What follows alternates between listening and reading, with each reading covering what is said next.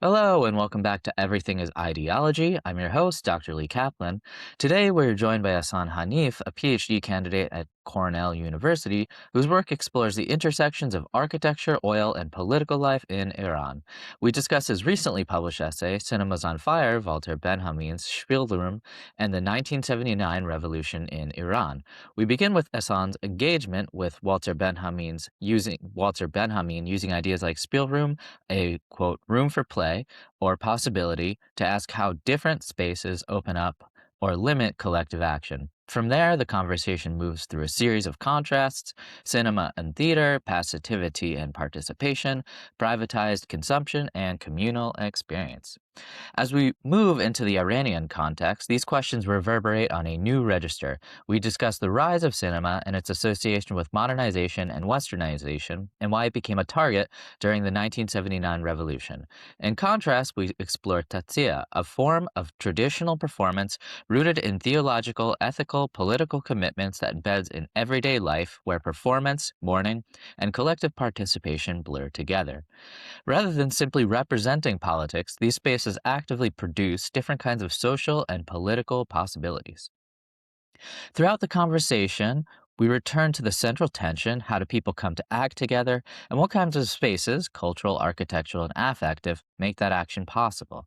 If you like what we do here, please subscribe to our Patreon at patreon.com/everythingisideology, or give a one-time donation at buymeacoffee.com/everythingisideology. Hello, and welcome to Everything is Ideology. I'm here joined by the wonderful and illustrious already in his career, Ehsan Hanif, who is a PhD candidate in the history of architecture and urban development at Cornell University. So, shout out to the East Coast, baby. His research, tentatively titled Domesticating Oil, Corporate Colonialism, and Labor Negotiating Housing Projects in Iran from 1929 to 1963, explores the history of oil and architectural modernity within Iranian domestic spaces, mapping it from Abadan to Tehran. In his work, he examines how the interplay between oil workers' movements, international interests in Iran's subsoil resources, and nationalist discourses reshaped housing projects across Iranian cities. So this is absolutely pivotal for this contemporary conjuncture to discuss. Prior to his time at Cornell, he worked as an independent researcher and translator in Iran, translating several seminal texts into Persian, including Architecture and Modernity, Benjamin for Architects, and The Story of Postmodernism. His work has been published in the Journal of Architectural History, Jorian, Middle East Critique, Shahrastan, and British Journal of Middle Eastern Studies, among other avenues and venues. His latest contribution, titled An Island Within an Island: The Establishment of an Oil Company Town in the Desert Island of Abadan, Iran, 1908 to 1930s, is forthcoming in the Journal of Fabrication. So I'm sure another wonderful, super kind of important read coming out as well. So thank you so much for being here. I truly enjoy this piece of writing because also in this contemporary moment, as I alluded to sort of in the introduction when I was saying hello and all these things, is that not only is Iran sort of thought of within geopolitics, it's mostly sort of thought of in geopolitical terms and kind of pricing and oil gauging and emerging new sort of multipolarities and what might happen within the next few weeks, and also these amazing Lego videos coming out and whatnot, Yeah. right? Which also has to do with the aesthetics as well, kind of what we're discussing today. I think it's wonderful to sort of think through the various cultural features and how the cultural features in the Iranian context work in terms of sort of political clashes and socioeconomic clashes.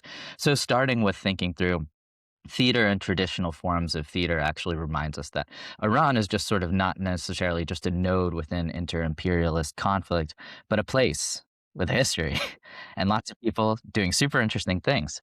So thank you so much for being here. I was wondering if you could sort of situate the piece and give us a bit of an overview of it before diving into the specifics.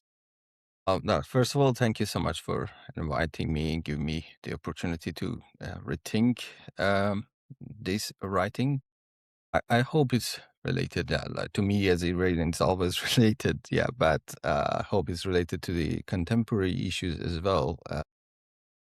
as you said, that it's not only geopolitics, it's also aesthetic that, or as philosophers says that aesthetic is politics, politics is aesthetics. There's not much difference between them. So about the piece, uh, let me maybe I will start with my interest in Walter Benjamin, how it came across writing this. So it was maybe 7 or 8 years ago. I was between translating some texts that were about Walter Benjamin, on Walter Benjamin, or a text written by Walter Benjamin. So I started going deep down into his philosophy. What is it? What is? What are his ideas? What is how he thinks? And I found that he's very like very much thinks through space. Like whether we look at his texts that are specifically about a special city like Moscow, Berlin, or his texts about his latest, most famous work, passage work or Parisian Archives, is about space, and he used it as a metaphor as well. And he was a philosopher of the Frankfurt School, but never officially a member of them, but he was like a school of thought. He was part of a school of thought, and contrary to the rest of them, he has a critique against modernism. It was one of the first person that he has critique towards modernism, and and his life is also interesting. Like it has a tragic life. Say his death, like it never in during his life, it was never really acknowledged. It was after his death that his work became very influential somehow. But during his life, it was not really influential or well known, let's say. And he died very tragically. Also, he was escaping Gestapo. He died after the border in Spain when the border was somehow closed. And there's two narratives of that. One is he did a suicide. The other one was he was killed by Gestapo. Both of them are very tragic. And like he was waiting also, like another point that he was waiting for American visa to get here, escaping, but he never get it. Like he died after, like, I don't know. He didn't get it even. So I find it like super related to him, like as a uh, philosopher who thinks through space, architecture historian. So I found it very fascinating, somehow marginalized. Also, at that time, not, but later, I found it related as an Iranian also, who has some restriction to travel, especially when it comes to the United States. And meanwhile, you're escaping some other kinds of Gestapo around the world, like whoever is around the board, like as a critical, as a thinker, you may have this. So I found it very interesting, but the piece has been revised multiple times after that. Like when I started my PhD, I think again, and it changed a little bit, and moved from architecture history towards a political culture, study of political culture in that way. Yeah, yeah. No, that's great. Thank you so much. I think that's a really excellent way of putting it. And also, during this time, there seems to be a lot of kind of thinkers that are now sort of within the zeitgeist, or to different degrees, right? Gramsci was in also sort of fascist Italian prison and died there as well, tragically. And then, sort of, we also have these different tragic figures of also sort of different revolutionaries martyred in prisons, right? Wali Dakam also, and all these other kind of important figures that wrote seminal texts while incarcerated, which is incredible to me because it's sort of like a lot of people could hardly bang out sort of an article at Starbucks, let alone finishing something in a freaking prison, you know? Mm. Absolutely admirable work, really inspirational stuff. Now, you've laid out some of the biographical details about Walter Benjamin, and I was wondering if you could say something about the particular concepts that you draw on in this piece, Mm. and you could start wherever you'd like. Uh, yeah, so I was going deep down, like again, into studying Walter Benjamin when I was started to be interested, and was reading different version of his work, the different translation, of course, in English because I was translating from English to Persian or Farsi, and I found that there's this concept, Spielraum, which you may find. Like in several pieces of Benjamin, you can find this concept, but more important in the age of art, in the work of art in the age of mechanical reproduction. In one version of that, it is more elaborate. Like the version is longer, and there's a footnote that he has discussed more on that and has elaborate on that. In the other version, that part is missing. Like the first, I think the Harry translation, which is edited by Hannah Arnett, doesn't have that part. And the other translation, which is published in the Selected Writing, translated by Edmund Jeffcoat, has that part, has that footnote specifically. And other than the choice of translator, which version they're going to translate and how they're going to translate. Like for example, Harry's I think, translated as a space of action or space of play. The other version bring it as a Spielraum, like the German word.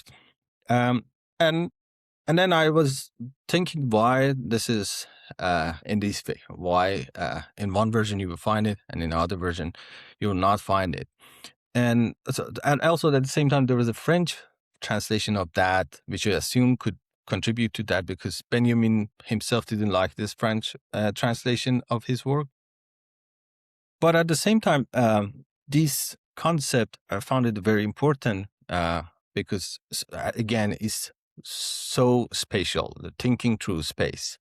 It's a German word, Spielraum, composed of a Spiel means play and Raum means room or space, has been translated in different way, as I said, field of play, field of action, room for play. But generally means, as Benjamin has discussed it, a space which provide the potential for a political action for the people, for masses in that. And by itself was very interesting to me. And he discussed it, cinema as an example, as a main example of a space that provides this opportunity for audience to have this kind of political action. And I was like trying to contextualize in my context, in context of Iran, and see if it works on that. And I found it interestingly more, like ironically maybe, interesting in the Iranian context. Now looking at 1979 revolution, cinemas were actually the target for revolutionaries, like quite the country what Benjamin said. And it makes you think that why this happened, like why, contrary to what Benjamin said, they become the target in this way. And that's how I started writing, like thinking through it. Yeah. No, that's great. Thank you so much for also delving into the particular historical context too.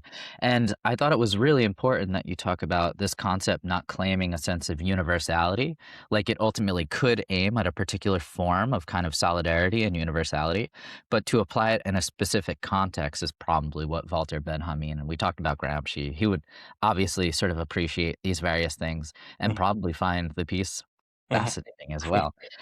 Now, the sort of we'll get into the more specifics about the contrasting aesthetic forms, as you mentioned, and also how it maps onto East, West, and sort of Islamic revolution. But this idea also is counterbalanced. This Spielraum is counterbalanced by the idea of semblance. Mhm. I was wondering if you could say something about semblance because it later on plays an important role. Yeah, it's very important. Somewhere Benjamin says that what has been missed in the decay of the aurora is matched with a great gain in the Spielraum. And what is aurora here is it's another important concept in the Benjamin's thought. Aurora for Benjamin is a like boundary around the work of art, an invisible that create the distance between the observer and an object. And this and semblance is part of that, or is a ritual part of that. Maybe it's a that true continuity of the time create that uniqueness for the work of art. It could be coming from the craftsmanship of that. And a space that has semblance is a space that probably has rituality in that. It didn't discuss it in that detail, but I'm just assuming in this way it could be. And it's related to the also, I think, the idea of history and aesthetic at the same time, because it's related to the semblance coming from the Hegelian aesthetic, which is beauty as beautiful as a spirit, as the spirit has been appeared in the object in a sensuous way for the observer. And what Benjamin is saying that in cinema we don't have this semblance or rituality because we have the mechanical reproduction. In the age of reproduction, we have lost this ritual. We have lost this aura, and it has been replaced with Spielraum, or cinema become Spielraum. And what he means by a great gain is exactly that even though we have lost the rituality of the work of art in the Hegelian sense of beauty, we have matched it with the potentiality of a political revolution, because now everybody has access to that. Everybody can have some understanding or get something from the work of art. So if some semblance is a illusion or appearance, Spielraum is a space for political action, maybe in this way. So I was trying to argue and expand maybe Spielraum also in that way, making like spatial. Yeah. No, that's great. Thank you so much. I think that lays out some of the sort of definitional and definitional work, but I was wondering if you could tell us a little bit more about the context in which you're rethinking this particular kind of notion. Uh, if you wouldn't mind describing the various social layers, the political circumstance, and how cinema and then Um, traditional forms of Persian, Iranian, and theater, tatia, play a role within this, and then we could ultimately bring together Spielraum within this. yeah. Let me start with the specific event in these arson attacks to the cinemas, or attacks in the cinemas that push me to this way. Um, Towards the end of Pahlavi, or near to the end of revolution, there was an arson attack to Rex Cinema in Abadan, during which like 377 different numbers they have said, but the 377 people were burned alive. It is such a brutal act, and there are so many things going around that. Who did that? Why they did that? Like, and I started with those questions as well, like who did that and why did that. But after a while, I found that maybe it's not the right question to ask here, because the amount of violence that is there, the brutality that is there, um, it makes it like we can never think like the person who has done that, like uh, because like because it's not, especially when become a movement, like attacking on cinema become a vast thing. But we can the more important thing is to understand how we ended in that position, like how this situation has been created. I don't want to go to the like American context, because it makes raise some other question that I cannot or criticism towards me that I'm not in a condition to answer. But I'm sure there are so many events like this in United States also, that there was such a violent act. But it's important to understand how ended up in this situation, and it goes to the social forces that they were there. So when this happened, different groups were accusing each other for doing this. The revolutionaries were saying that this is monarchy, doing this to just like make us lose a face. Monarchy was saying that this is Islamist group, that they have done that. Uh, but but generally, like other than the question that who did that, who didn't that, the social forces there where, other than the monarchy, we had the Islamist revolutionaries, we had leftist group, and we have liberal intellectuals that they were not thinking of toppling down the monarchy, but they require some sort of reform in the whole country. The lefties were different lefties. Also, like some of them were militia completely. Like the member of that party, like just listen to the leader. They don't read other stuff. But there were others who were more progressive, like more active.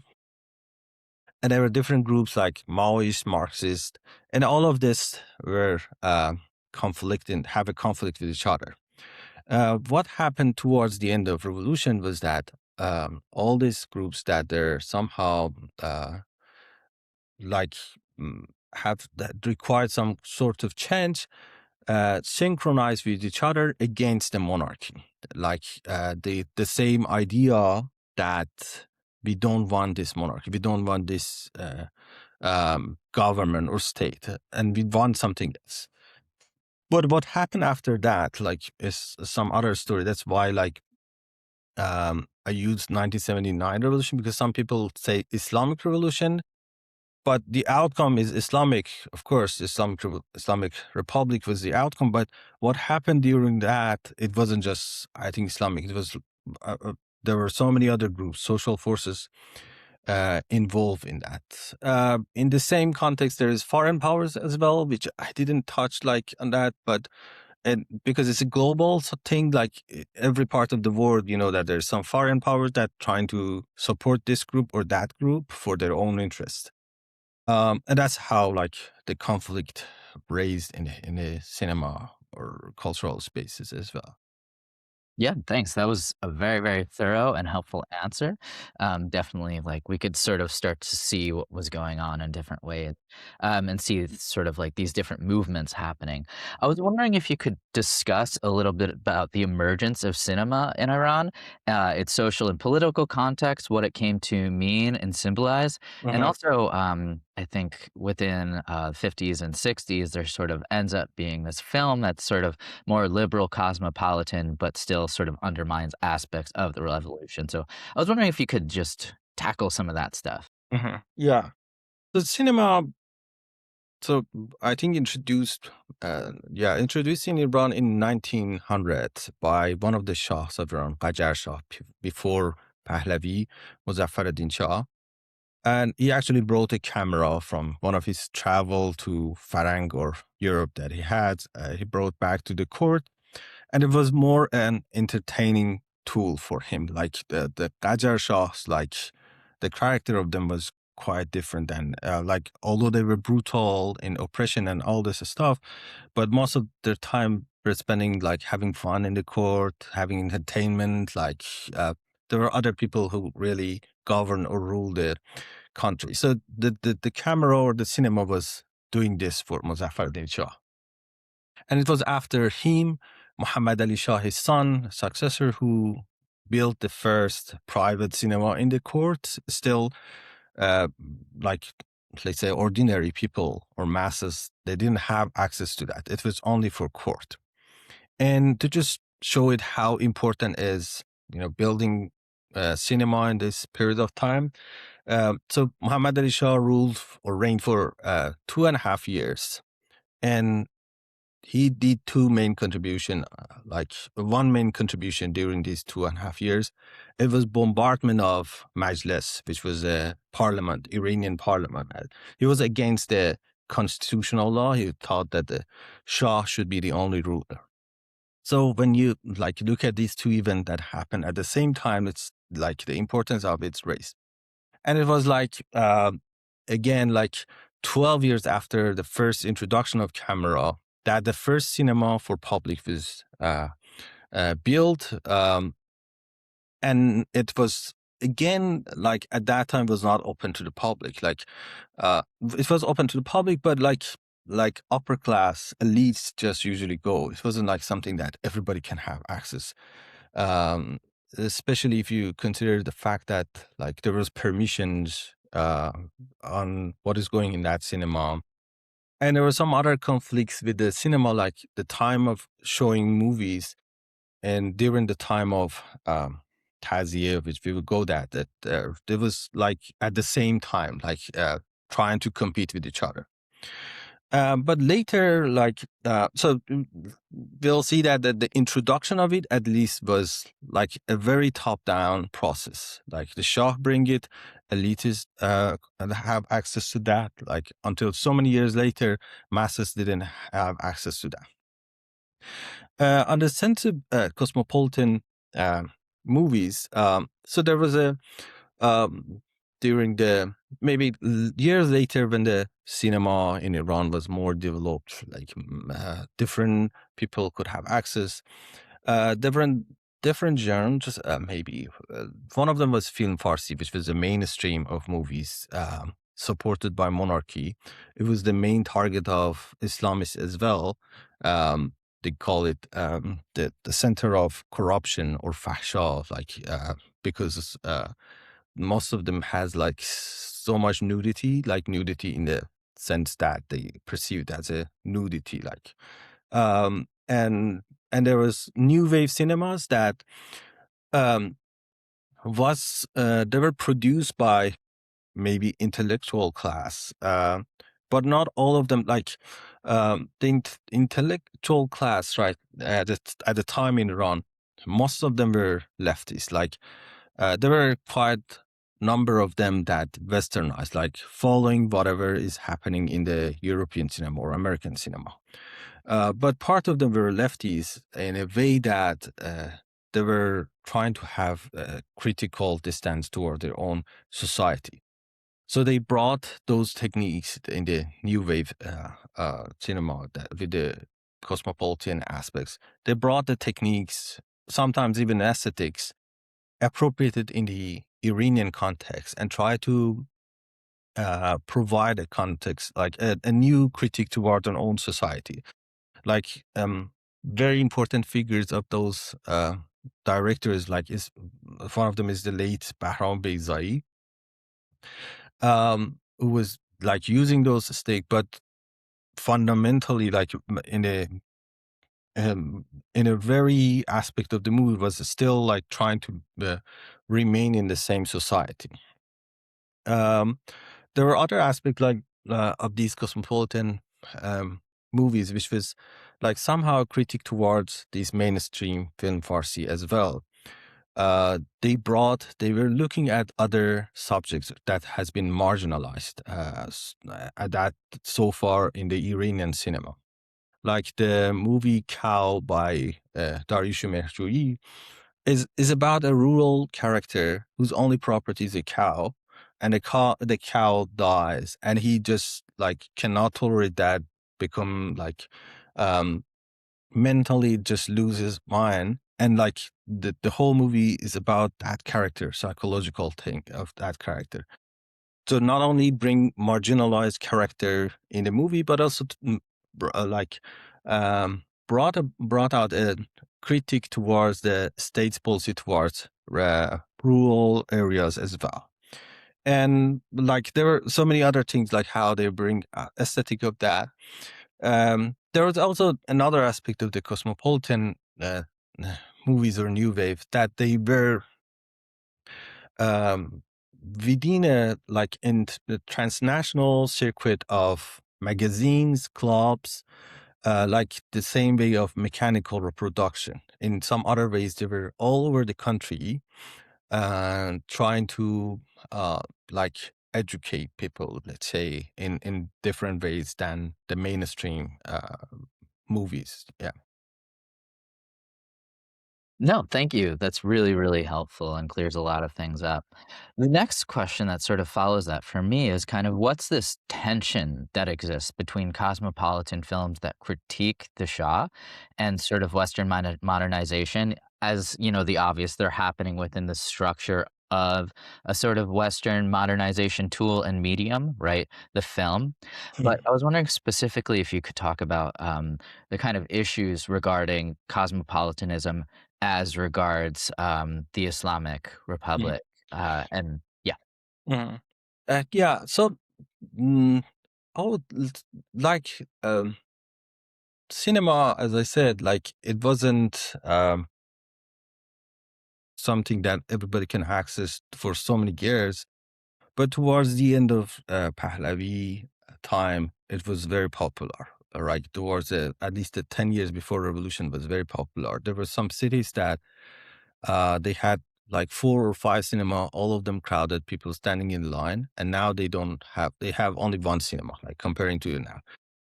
But it was mainly for those mainstream movies or film Farsi movies that they were so popular. Islamist revolutionaries are mainly Khomeini. They criticize, like they were looking at this cinema, at this kind of film Farsi cinema, and criticizing the whole cinema, like generalizing everything together, cosmopolitan as well.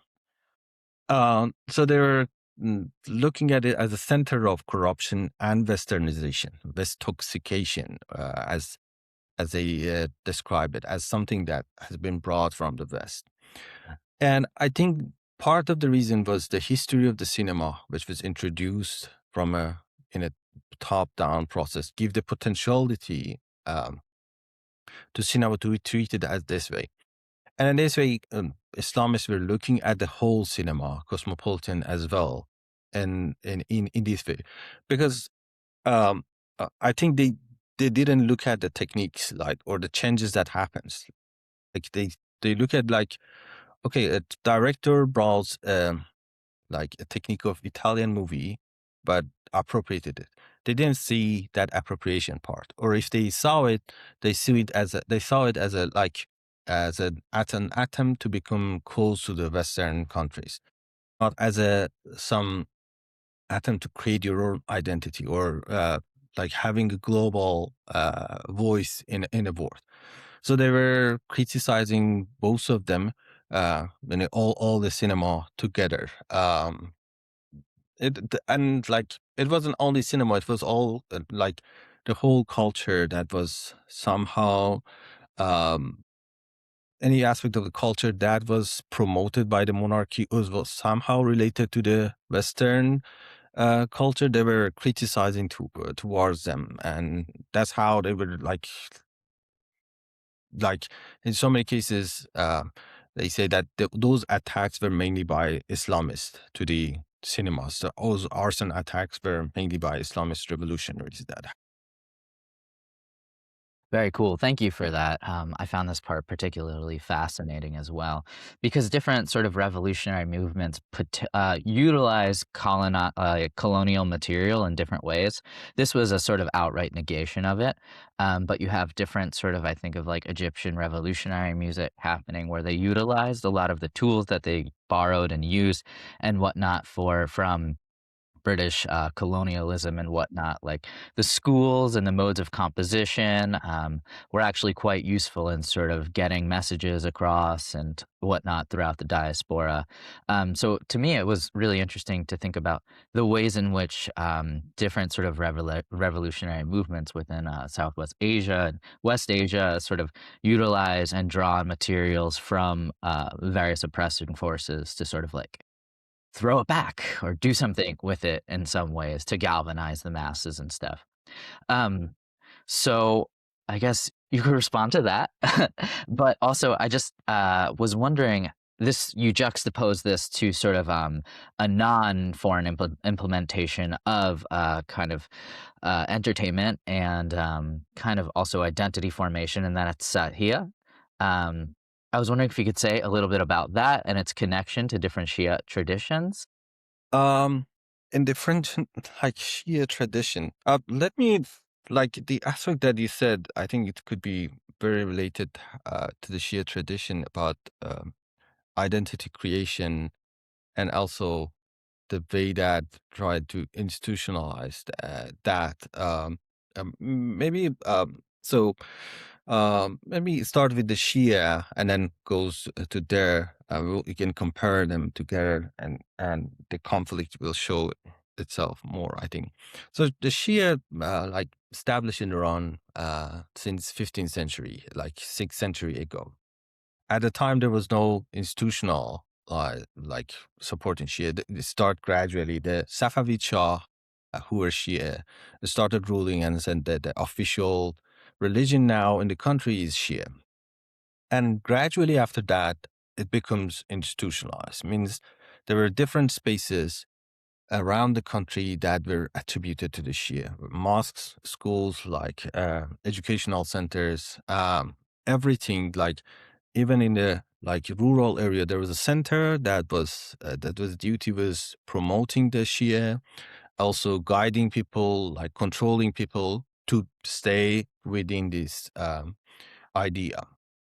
And the financial part of it comes from was came from the mostly donations and also a kind of taxes, religious tax, which has a specific name. Like at the end of the year, they should pay. It's exactly like tax, but it's a religious tax.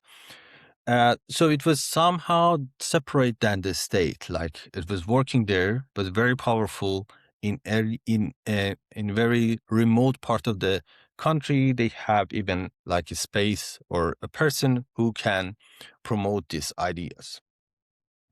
But like up until Pahlavi or before that, they were like as a role of the clerics mainly were consultant to the Shah. Like Shah was not a cleric person, was not a spiritual person, let's say.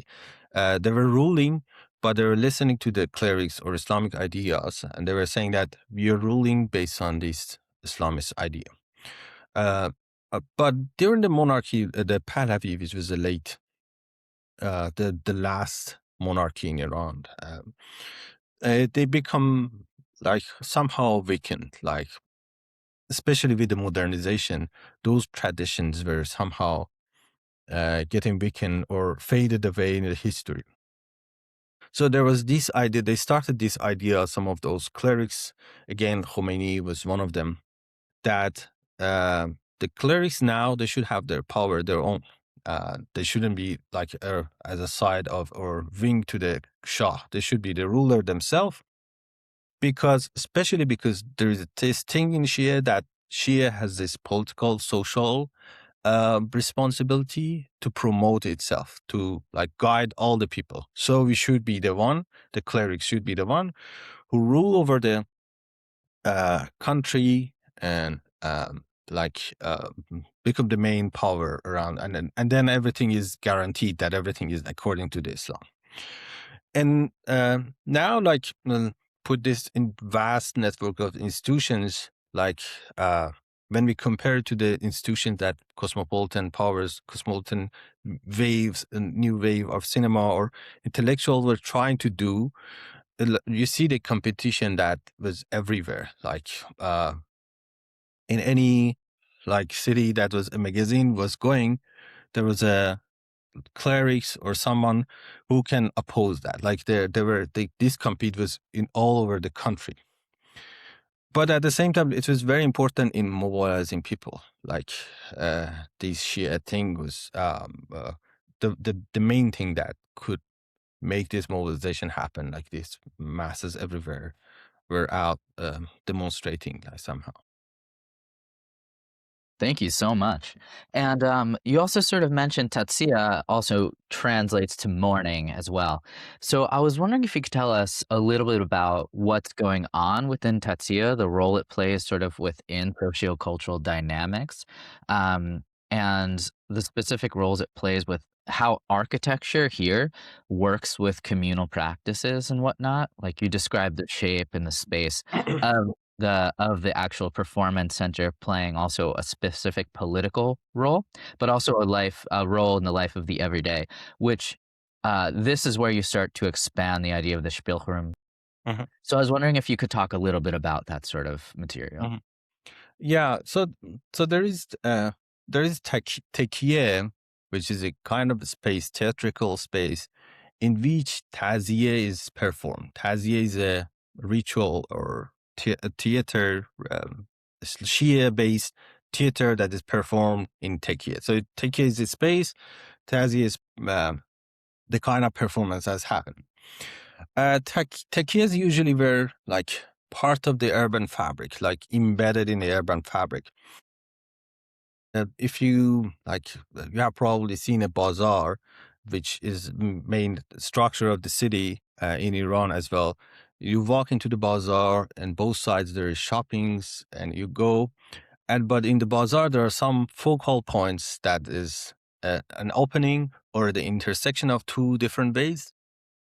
Around that area, there are other spaces than shoppings that are there, like schools, mosques, like even public bathroom, hammams, and tekiye, and all of these spaces, and they're supported and the bazaar is supporting them financially. The bazaar is the main supporter of them, and you may even walk through specifically tekiye, because those other spaces are different. The other ones have boundary and works all through the year, but tekiye, you may even walk through that and you don't notice until somebody tell you that this is tekiye.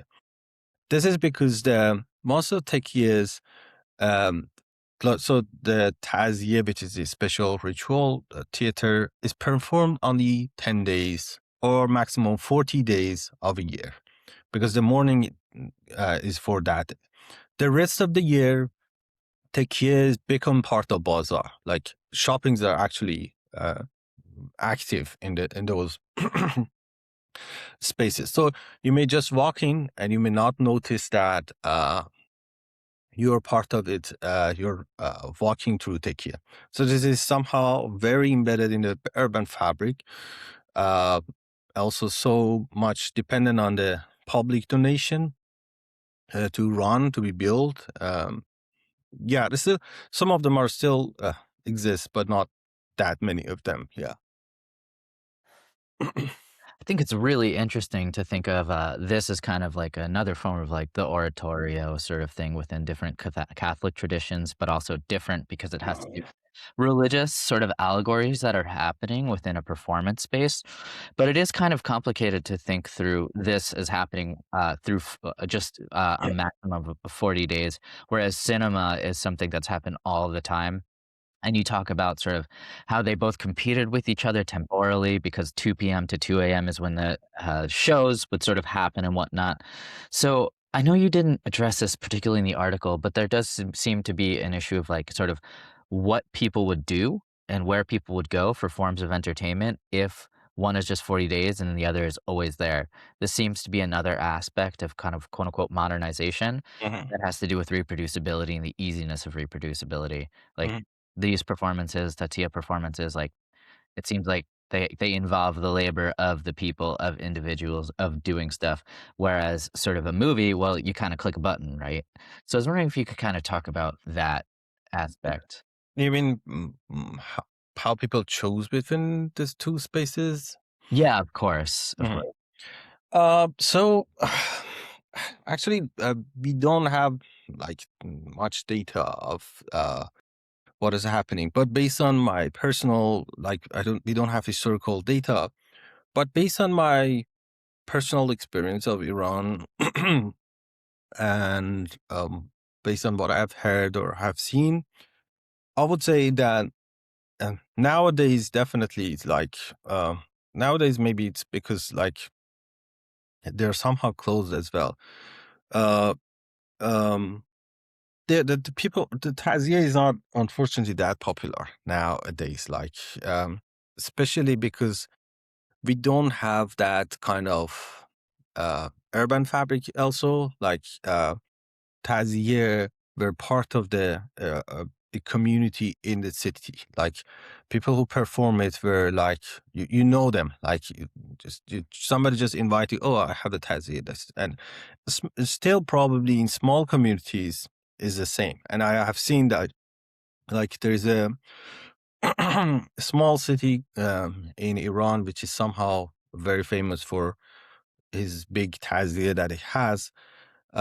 During those 10 days, I would say people don't do anything else somehow. Like they just go to Tazia or these morning things that is happening at the same time, like different uh,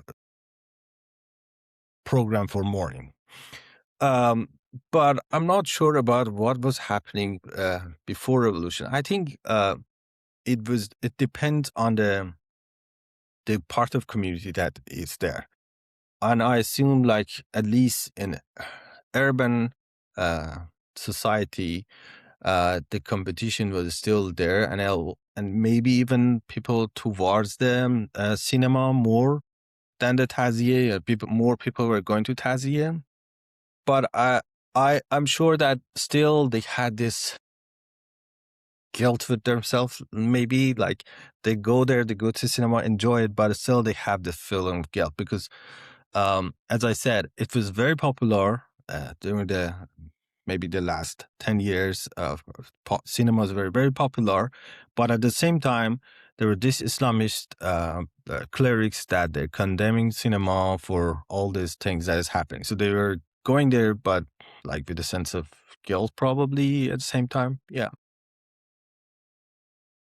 Thanks so much. Yeah, I apologize for sort of the question being No, like no, no. necessarily No, there. that's Sorry, but yeah, but I should yeah, maybe I don't know if I have answered it, but maybe I should think about it again. Maybe at the end of our conversation, I can come up with other answer. But yeah, I don't know. no, that's great. I mean, it's hard to sort of conjecture as to what might have happened if we weren't there and stuff like Mhm. this, right? But I was curious now if you wouldn't mind talking about basically the different performance practices and the different types of audience agency that's afforded by the cinema versus traditional forms of tatsia that you mentioned. Um, Well, because I think this is incredibly important to thinking through the social fabric, Mhm. versus kind of sitting and watching a film and whatnot. And I also thought it was really, really interesting that kind of the cinema offers a privatized space of consumption where people with sort of means and whatnot have to go, and sit and have these forms of entertainment, regard like, whether it's sort of this liberal cosmopolitan outlook or something specifically for Shah in different ways or something for that shows Iran as kind of like this as a place of future modernization and whatnot. Um, it seems like the Tatsia has this socialized financial aspect built into it. I thought that was particularly important, and I was wondering if you wouldn't mind talking about the differences, how Spielraum sort of becomes available within this form rather than the cinema, and also how people that you know are performing. I thought this was great. Yeah, exactly. As I said, Zia, which is performed in Tekim, so it was mainly supported by public donation. There was no ticket to buy. Most of the time, there was even food and beverages for free. You can have them. There was no need to have anything. All of them were supported by donations coming from the public. And the space was somehow like a part of that urban fabric. But when you enter, it's a courtyard around which people sit. People sit around the courtyard. Usually they have two or three floors around the courtyard. So you have a kind of flexibility also from which point of this space you want to look at the show that is happening, from which perspective you want to look at it. And everything was happening there, like characters come, actors come and play there. And the actors were part of the community. People know them as their friends, brothers. Like there are some actors like they know for some for the whole year like as somebody else, but in those 10 days they were playing um, these roles, and they were non-actors, of course, non-actors in the modern sense, like they were not educated in that, they were not gaining money from that usually. Contrary to cinema, that maybe at least cinemas in Iran at that time. So cinemas were also part of somehow the city. Like in the shopping, you will see it. Like in the street, you will see a cinema part of that. But the difference is that is very noticeable. Like all the time is noticeable. Cinema. They try because they try to invite people in to buy it. You should, and it's a financial somehow center. If it doesn't work, it will be closed. Like it depends on the money coming out. So it's very noticeable. It's not like you go there and will not notice. You have to buy a ticket. Also, you have to sit and like very passively receive what is happening there. Uh, Even like the silver screen, like is so big in cinemas at that time in Iran, at least as I remember, that completely immerse you in itself. Like even if there's second or third floor, they were usually so big that you just sit there and like completely like it could be a good feeling, but it's a passive feeling that gives to you. And also, when you go out of the cinema, again, in the Iranian context, you probably in other contexts it's like that. You enter into a dead end alley that there's nothing going on. Like, mm, you just have to leave there. You cannot stand there. Like, you just have to leave. So, in the sense, the notion that Benjamin is talking about in the cinema that can provoke masses to have revolutionary actions. Maybe there is some delay in the cinema because you don't have that action immediately. At least, so many of the movies you will not have that action even like, but even if you have that action, it's not immediately. It's not. I don't think there is a single example that people coming out of watching a movie and start demonstrating against something. It's something that uh, you like, you get it, you digest it, and then later bring it out. But in the Tekir or Taziyeh, demonstration is part of it. Like, as I said, in some rural areas that have Taziyeh, and it's very important, they start from the day before marching around the city. And even after Taziyeh, the marching it continues. Like people go out and they ask the audience or observer to contribute or participate into this marching in different ways. Like maybe we can discuss it later on the music also, but there are vocals singing that ask people to do something that is act of mourning, like putting their hand on their chest or something else. So this is how I found it like it has the potentiality. It had the potentialities, Teki and Taziye. When we look at contrary to the cinema, which was with this history and with this way of perception, with this way of definition by Islamist revolutionary, it has this potentiality, but this conflict between different forces, like different oppressions, provide this opportunity to make it like as a Spielraum, to emerge as a Spielraum in this context. Yeah, no, thank you so much. That's great. Laid out a lot of wonderful information that helps. I was wondering if you talk kind of also more specifically on kind of the ways in which music Mhm, is engaged with it. You just kind of mhm, alluded to it. The ways in which music plays a role within this, and there obviously seems to be different forms of sort of consumption happening within the film space versus in the takia. Like you're just more immersed. I can't really imagine sort of like a performance in the West where you see your neighbor who's an amateur performer doing this thing, volunteering time, and you hand him like a drink in the middle of it. That's sort of kind of unimaginable.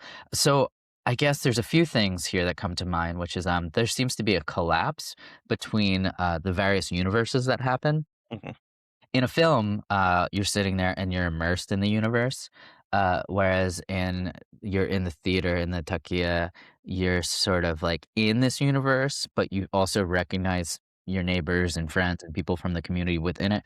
So, it also helps sort of develop this room, where you are reenacting this sort of potentially revolutionary movement. So that's also another aspect where Spielraum sort of seems to come in, which is the very, like, universe of performance that's happening too. And you draw a lot on obviously, like, Walter Benjamin draws a lot of inspiration from Brecht, so you kind of get into these ideas. Um, but I guess what I'm saying is, could you say anything about that sort of stuff? And then I guess there's this another Benjaminian concept of self-alienation. I was wondering if you could talk about self-alienation and the various types of sort of consumption and how the takia becomes a space outside of itself eventually too, where like the mhm, performance happens mhm. outside. Yeah. I'll go this and then music maybe. That, so in the self-alienation, yeah, as you said, he was yeah drawing or building on Brecht idea of self-alienation. Benjamin, when he was writing on that, he mainly discussed it in the author as a producer, I think.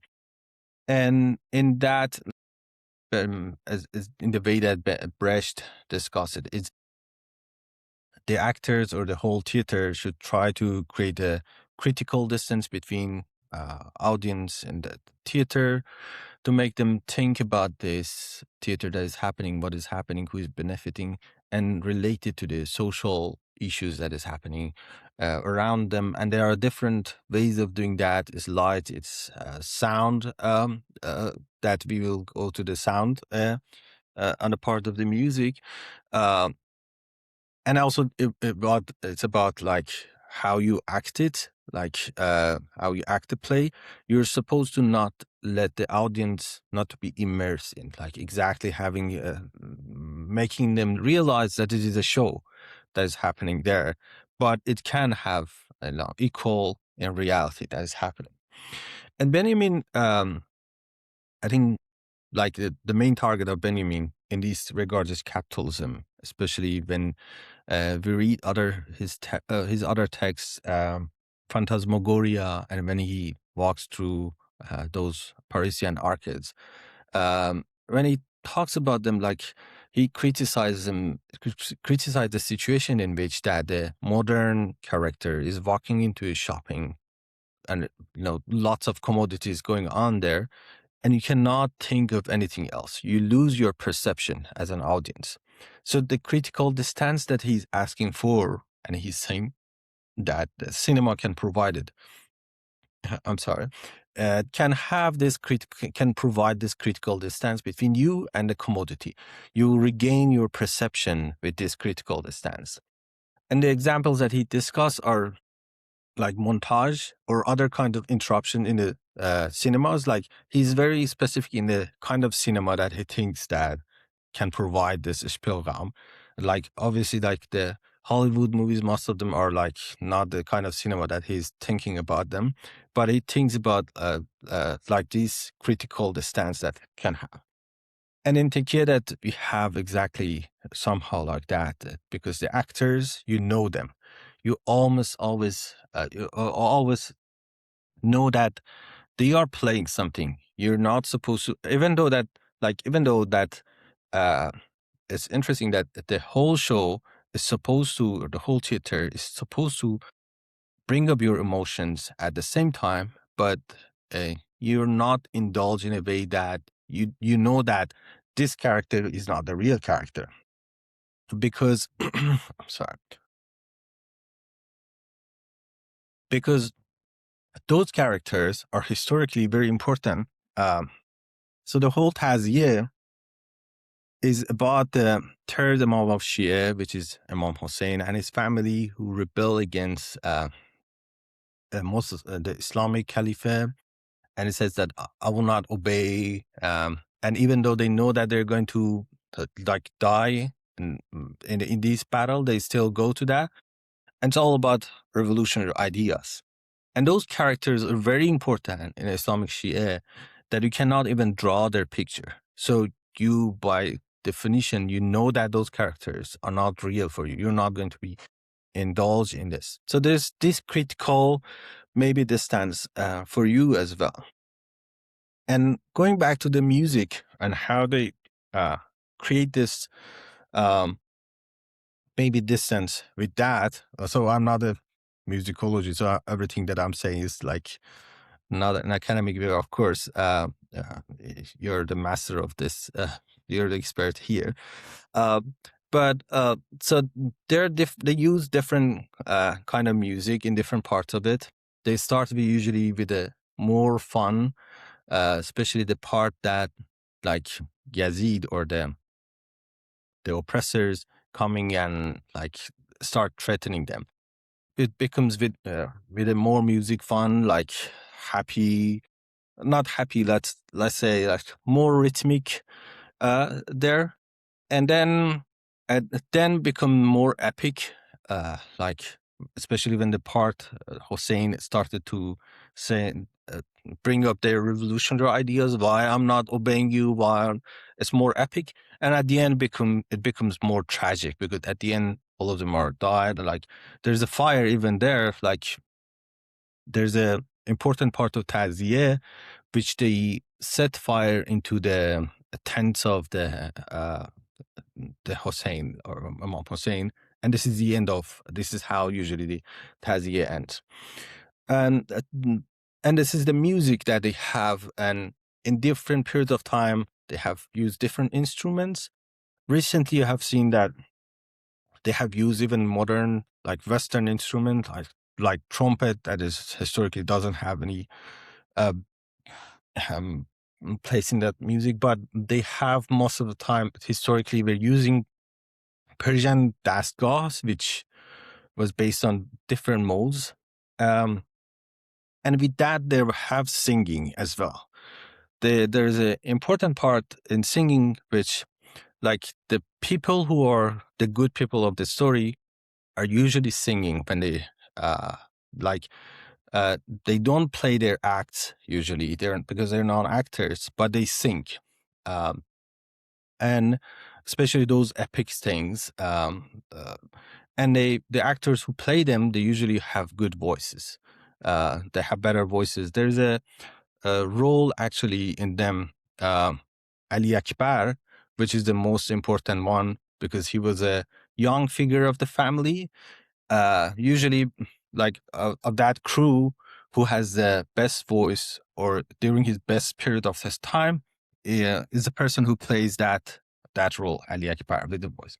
And the other groups which are the bad people of the story, oppressors, they usually don't sing, or if they sing, their voices are harsher. This is not soft at all, um, and usually with insult and all these things that going on. And there's other codes that differentiate them, part of them, like the good people of the story were green, the bad people were red. Yeah, this is like, and there are other characters that support this way of being using the setting here. This is great. That also seems like a sort of a religious form in many ways of kind of community theater, which is something very different and perhaps like antithetical to kind of overly produced and, well, obviously overproduced and reproducible film that's happening.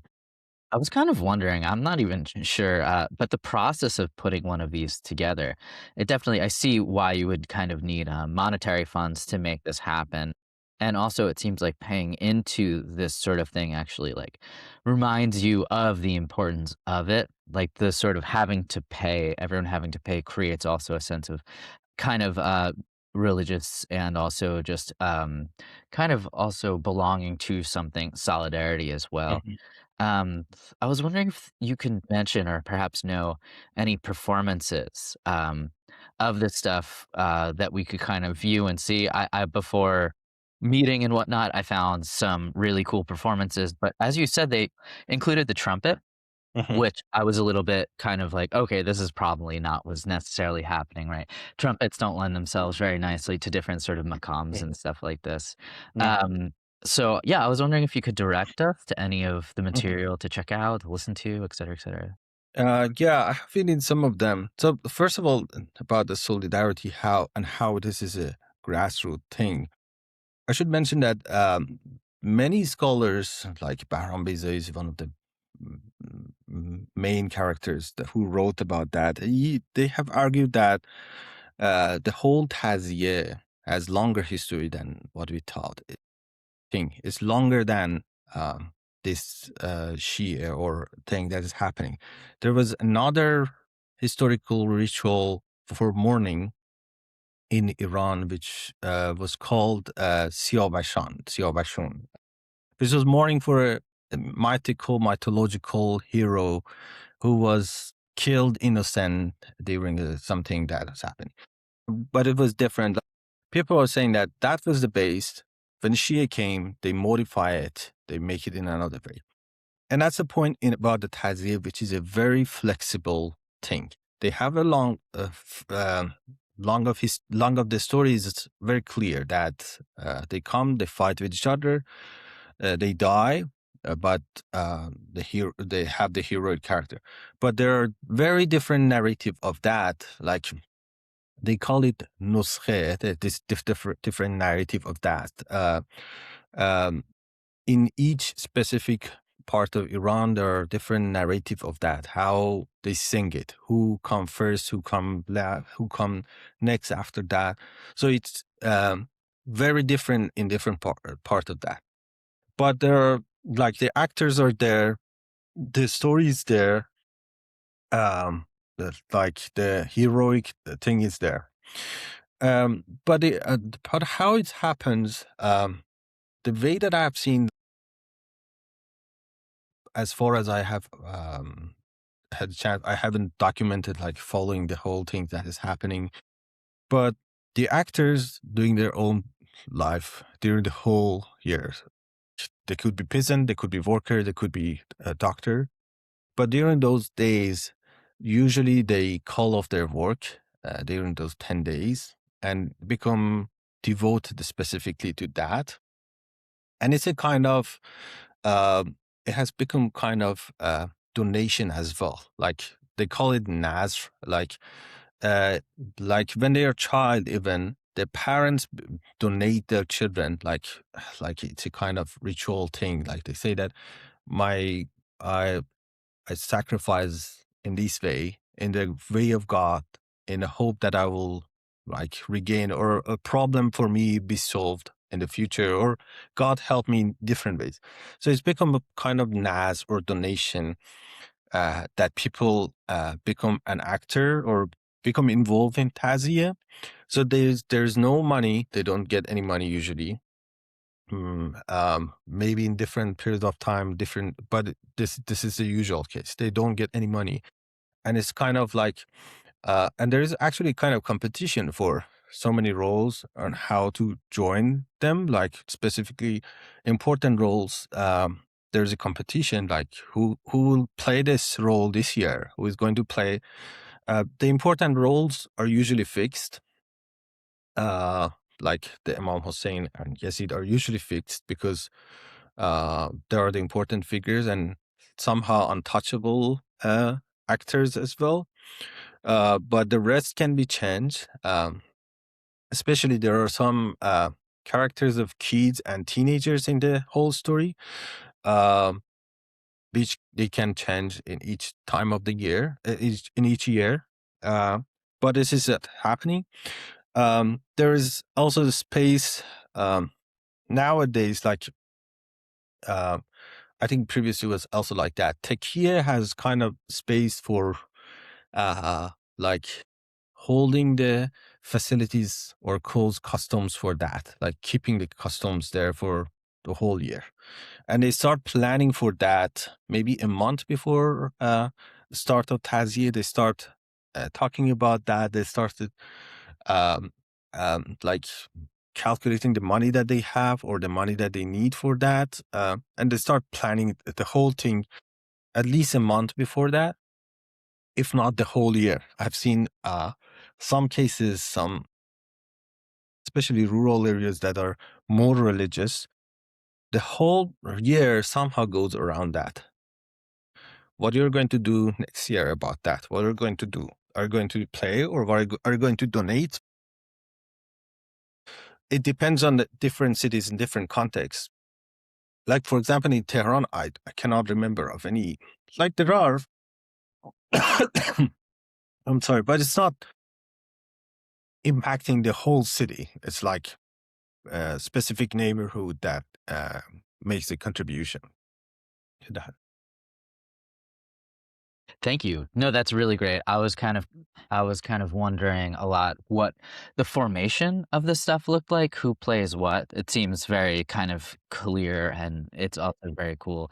Definitely lends itself to kind of like communal cohesion, forms of bonding, and also remembering and then acting upon the remembering as well. So there's a very active process within this.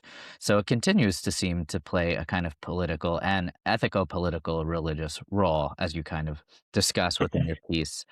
Um, I thought I would was wondering if you could talk a little bit about well, this is obviously this whole thing lends itself to more Spielraum than the cinema as well. It's very sort of clear in this instance.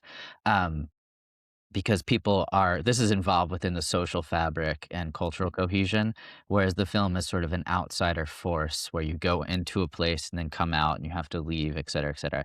Whereas this is grounded within even the calendar, it seems like, right? And sort of the calendar is an obvious fixture where we kind of our lives revolve around. So it seems very clear that that it just being within the calendar becomes very important, Mhm, as well. I was wondering if you talk about because this is mourning, right? This is sort of a loss, a celebration, a galvanization, um, do something. So I was wondering if you could talk about sort of some of the psychoaffective elements of it, specifically like the emotional and the affective elements within this that make it such a powerful and memorable force. mhm. Um, so there is something like some important thing. I don't remember. It's Imam saying that as part of like it's saying that all the word is Karbala and all days is Ashura. Karbala is the place that is happening, and Ashura is the main day that the end of this Taziyah, like the 10 days that ends in Ashura. So there's somehow with that, like expanding the notion to the whole for to the whole all the minutes that you have, and so the emotions that are there uh, are a mixture of mourning and being revolutionary and epic, like fighting for that even though you're going to die, fighting for the justice even though you're going to die. So there are a mixture of feelings going on there. Even though I'm not sure really, like in the last years how the feeling works because like everything has changed. People usually in Tazia don't go for mourning; they go for the show. As far as I've seen, like there are some people go for the mourning and having those, but so many people go for the show, like because it's a big thing that's happening. But I assumed like previously it was like especially in that context of 1979 revolution, if you look at it, it was a place where they can discuss those revolutionary ideas, like oppressed feeling, getting it out, or like finding some other people like in the same sense of solidarity that they discuss, because it's a collective action, collective kind of mourning. It's not like there are different kind of mourning, people going in like in alone mourning for something, but it's a collective kind of mourning which you uh like at the same time it's a revolutionary because there's something going on in this story which they call it in this philosophy of Shia philosophy, they call it green future, which is the same idea of having a good future, of an evolutionary future that is happening. That is saying that despite all this bad happening that is happening, despite all this mourning, despite all of these losses, there would be a future when all these fights will result. So in that sense, there is epic maybe. I think it's exactly like the way that Benjamin or Marxists look at the history. Like, of course, there's capitalism is everywhere, but at the end, there will be a future when proletariat will rule or proletariat will win over capitalism. Yeah. Great, thank you. I'm happy we were able to get into some of those dimensions as well. And I have one last question, and then we'll do sort of like final stuff. But this is kind of a contemporaneous question, insofar as I'm kind of wondering what this form of play and whatnot in the taqiyya and Mhm. has to do with sort of contemporary or plays a role within larger anti-imperialist struggles, because it seems to be Mhm. very clear to me, but maybe Mhm. not. Mhm. Um, in a contemporary situation, like, so actually, as I said, unfortunately, that mode of theater has been somehow disappeared. Exactly because, uh, like, contrary to what I was saying, like those anti-imperial ideas that was happening during the revolution, those anti-capitalist, was not really realized. Uh, it was a grassroots things, of course, which still exists in very small scale in some cities. But now, like somehow, um, like it's hard to say it because it has those anti-imperial connotation with itself as well. Like because the whole story of Tazia has it. Uh, Being against these, like having the resistance against them. Um, but things has changed in a way that wasn't intended. Maybe when the revolution was happening, even Islamists, like not to mention leftists, who like really were abandoned after the revolution, like so many of them were executed, so on, so on. But even Islamists who were involved in the revolution, there is some sense of loss in them, like they have lost something during that revolution. So they need to, I think, rethink of what was happening, what is the meaning of that. Like, um, nowadays we don't have so many tech kids that I can talk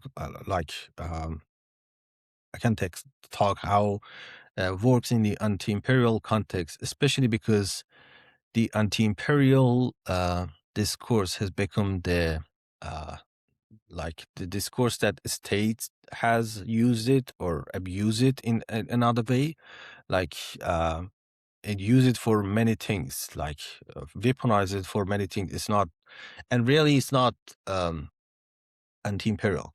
But I've seen many examples, like of those grassroots and small examples that of mourning, especially in a city like Yazd, that they have those sense of revolutionary against being against those oppression, any kind of oppression. Nowadays, they call it.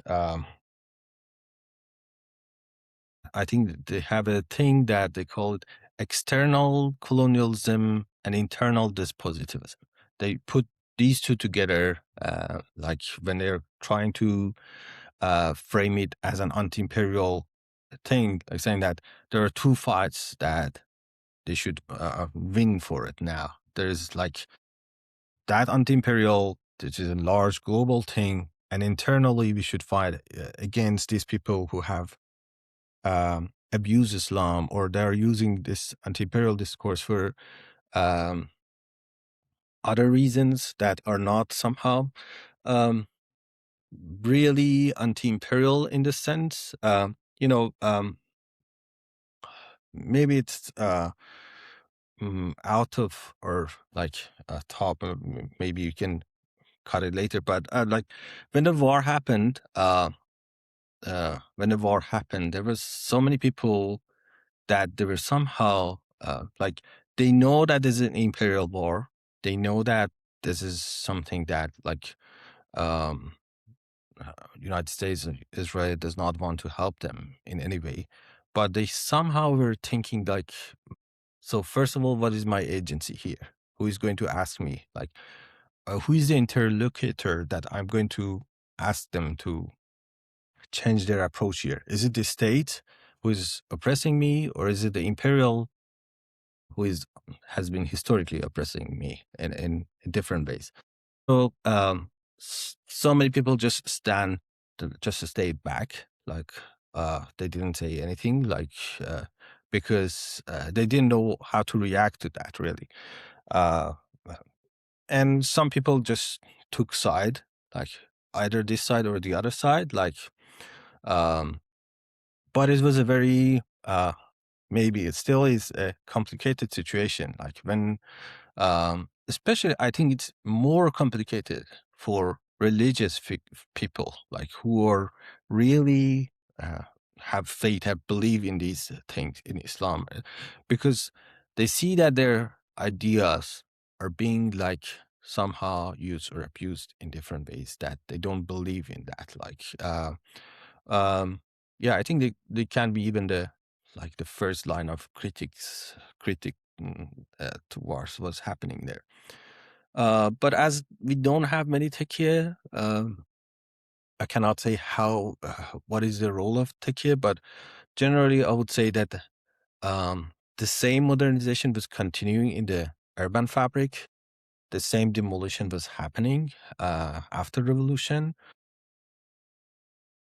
The small grassroots are in very specific cities, but in most of the cities, Bazaar is not working the way that was working. There is no tech here. Schools are not working as they were that were thinking. They were working. The same modernization agenda, maybe with different packaging, has been followed in the urban fabric as well. I think this is what happened like after revolution and even nowadays. That's great. Thank you for teaching us so much. Sorry. No. No, I So wasn't trying to like being active a teacher. Like maybe it's personal experience more. Yeah. yeah, of course, nothing better to teach, the ultimate teacher being life, that sort of thing, right? So before we go, I was just wondering if there's anything else you wanna say that we missed, um, and maybe projects you're working on now, et cetera. Mhm. Let me just go through my notes. Maybe if you missed anything, because I don't know if I discuss all the points. Um,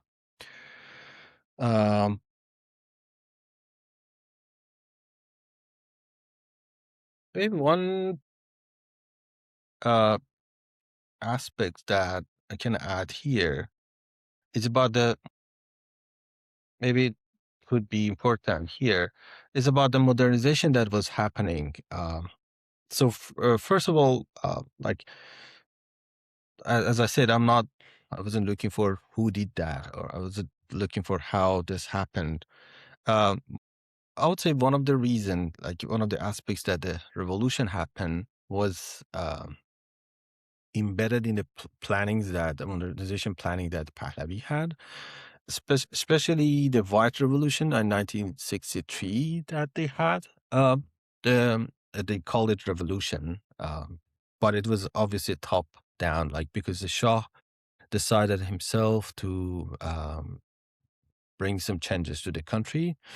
Um, some of them were like progressive ideas, but it was not like he brought it out of himself. Like there were people talking about them, writing about them, and he just get those ideas. Like you had health corps or educational corps, which was supposed to sending people to remote areas to educate or um, increase the health situation there. But one aspect of this which was important was land distribution that happened, and for which was like he basically bought the land from the landowners and feudals and give it back to peasants who didn't have lands to work on that. The problem that was happening was that the peasant didn't have machinery, tools, and everything. In some cases, they didn't have motivation to work on the same land. So they sold their lands, they go back to the urban area and started become working class in urban area. And usually they were, as their income was not enough or they didn't have a proper job, they have to live in the informal settling around the city. So these two, like these somehow converge those ideas of like the rural people who were very super influenced by um, Shia institutions coming back to the city. Now they were in communication, in correspondence with the lefties who were basically in the urban, and now there was a big population of people who were opposing this monarchy. So this was somehow part of the whole thing that was happening here, and those um, idea of taziyah and takiyah becomes important because it is the same thing, like somehow coming from like the immigration or passing is part of the taziyah that is happening. Somebody goes somewhere and doing a revolutionary things happening here. Yeah, I think that's all. Yeah, I thought, I don't know, maybe it was an I forgot to say it was an important aspect of it. Yeah. No, thanks. That brings up another question. I hope it's not. Yeah. So Which is sort of you kind of alluded towards the proletarianization of various peasants going to the urban center, bringing with them sort of various religion traditions, mixing with various sort of Marxist leftist tendencies. I was wondering if you would talk a little bit about sort of how religion and politics, specifically something like leftist or Marxist politics, worked together mm, um, during this time and perhaps even still. mm. Yeah, I appreciate this question. Like, so I said, like, I was working on this project 7 or 8 years ago. I started it, and I somehow carried myself from Iran because I was in Iran, coming to this, coming to United States, doing my PhD. But from what I found out, basically, I don't know, maybe you can correct me. I found out that like figures like Benjamin or generally the theology aspect of Marxism has been missed in or dismissed in the educational realm or in universities. It's if I don't know if I'm wrong or not. I haven't seen many courses being focused on Benjamin, or there are some texts of Benjamin like thesis of history, which so many people assign it as a part of the syllabus, but really, I think they don't go like deep down in the Benjamin, if I'm wrong. Partially could be like and into the sensitive topics. They don't want to, they want to avoid it, or on or not. I don't know if this is the thing that I have. And I'm saying that probably if I was educating in the United States, I will not write this piece like not have because I will not have these questions in the first place. Maybe that to write it. This brings another like when I write this paper or papers like this, it brings some question of how or why Benjamin, why Iran, why you're bringing these two together, why you're trying to.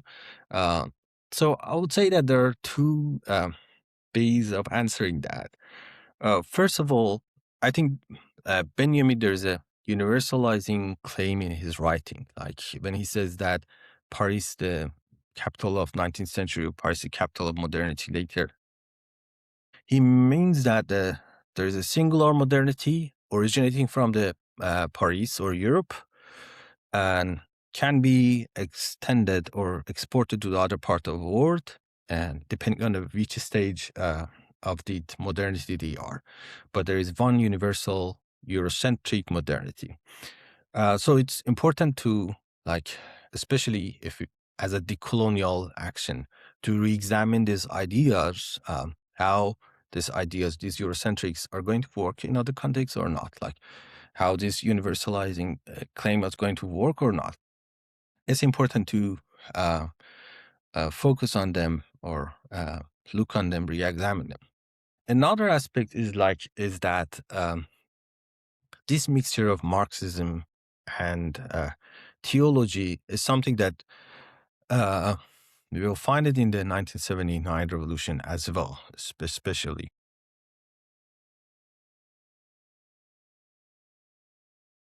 The main part of discourse of Khomeini, which was the leader of Islamist leader of revolution, was the fight of Mustazafin, which is the poor or oppressed, against Mustakbirin, which are rich or oppressors. And there are other figures who have been written on that, like Shariati, Ali Shariati, which is of the main important figure who could brought a very, like, most of people get into the revolution with his ideas, like Islamist, I'm saying.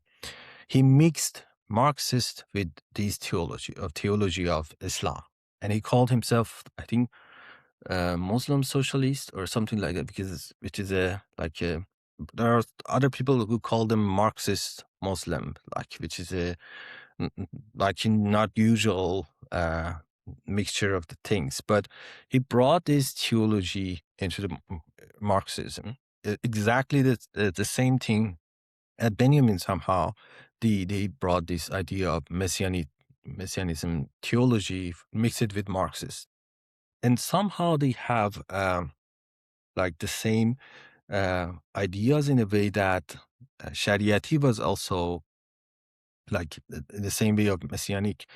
Shariati or Islam, they were also thinking of the green future. As I said, there is a thing in Shia, it is said that the last Imam, the 12th Imam, has become invisible with the power of the God 14 centuries ago. And now he's alive, living among us. We cannot see him, but he's living among us, and he will become visible again in the future. Like the green future that is happening is exactly the same, somehow, the same messianic idea of a different thing. So theology has become mixed with Marxism in this way.